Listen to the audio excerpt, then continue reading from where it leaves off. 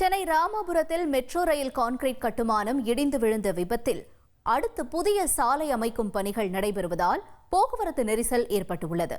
கூடுதல் விவரங்களை செய்தியாளர் ரமேஷ் வழங்கிட நாம் கேட்கலாம். ரமேஷ், வணக்கம். தொடர்ந்து அங்கு இருக்கக்கூடிய சூழல் என்ன? உங்களுடைய தகவல்களை பகிர்ந்துக்கோங்க.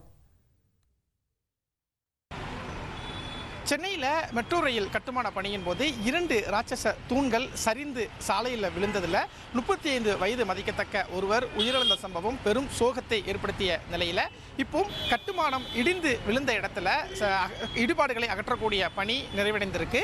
அந்த சம்பவம் நடந்த இடத்துல சாலை அமைக்கும் பணியில் மெட்ரோ ரயில் ஊழியர்கள் மற்றும் LNT ஊழியர்கள் ஈடுபட்டு வருவதை களத்தில் பார்க்க முடிகிறது. சென்னையை பொறுத்த வரைக்கும் 2ஆம் கட்ட மெட்ரோ திட்ட பணி அப்படிங்கிறது முழு வீச்சில் நடந்துகிட்டு இருக்கு. இதில் போரூரில் இருந்து சென்னை வர்த்தக மையம் வரைக்கும் அந்த மெட்ரோ ரயில் திட்டம் பணி நடந்து கொண்டிருக்கக்கூடிய சூழலில் மணப்பாக்கம் அப்படிங்கிற இடத்துல இந்த மெட்ரோ ரயில்வேக்கான அந்த தூண்கள் அமைக்கக்கூடிய பணி கடந்த ஒரு வாரமாக முழுவீச்சில் நடந்தது. அப்போது மணப்பாக்கம் அப்படிங்கிற இடத்துல அந்த 2 ராட்சச தூண்கள் சாலையில் எதிர்பாராத விதமாக சரிந்து விழுந்தது. இதில் இருசக்கர வாகனத்தில் சென்ற 35 வயது மதிக்கத்தக்க ஒருவர் இடிபாடில் சிக்கினார். அந்த இடிபாடில் சிக்கிய நபர் சம்பவ இடத்திலேயே பரிதாபமாக உயிரிழந்த சம்பவம் பெரும் சோகத்தை ஏற்படுத்தியிருந்தது.